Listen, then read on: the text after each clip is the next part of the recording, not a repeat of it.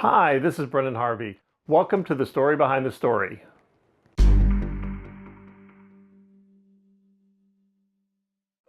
This is part 3 of my 4-part series where I discuss the critiques and revisions for my fantasy short story, My Monster Can Beat Up Your Monster. If you came into the middle of this series, you can click on the link above to go to part 1.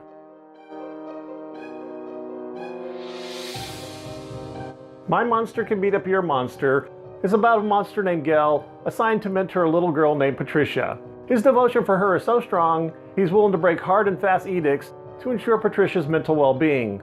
When he does, the Monster Council terminates Gel's relationship with his kid. Can Gel convince the Monster Council to change their decision? It's published in Galaxy's Edge magazine in their March-April 2017 release, issue 25. It's available at www.galaxiesedge.com. I'll put a link in the description below. If you've seen any of my other critique videos, or you've watched the first video in my tools playlist, you know that I love my critique group. I wouldn't be the writer I am without their excellent feedback.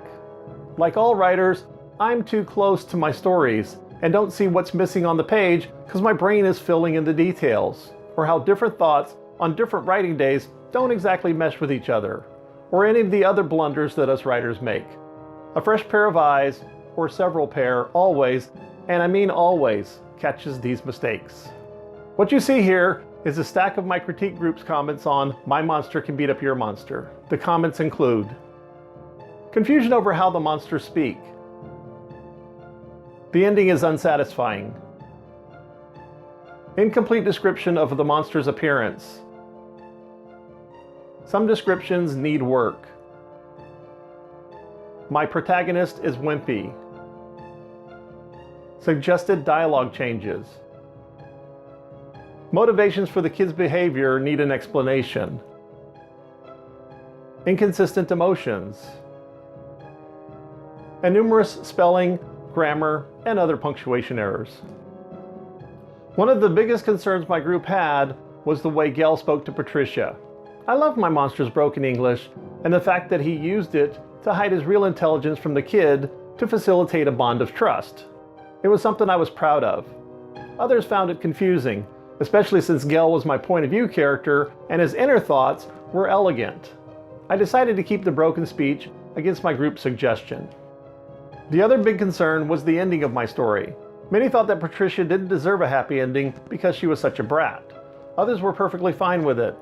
Surprisingly, it was the men who were okay with the happy ending, but the women who weren't. I seriously took this into account and even discussed possible endings with my wife, who was in the critique group and hated the happy ending, before making a final decision.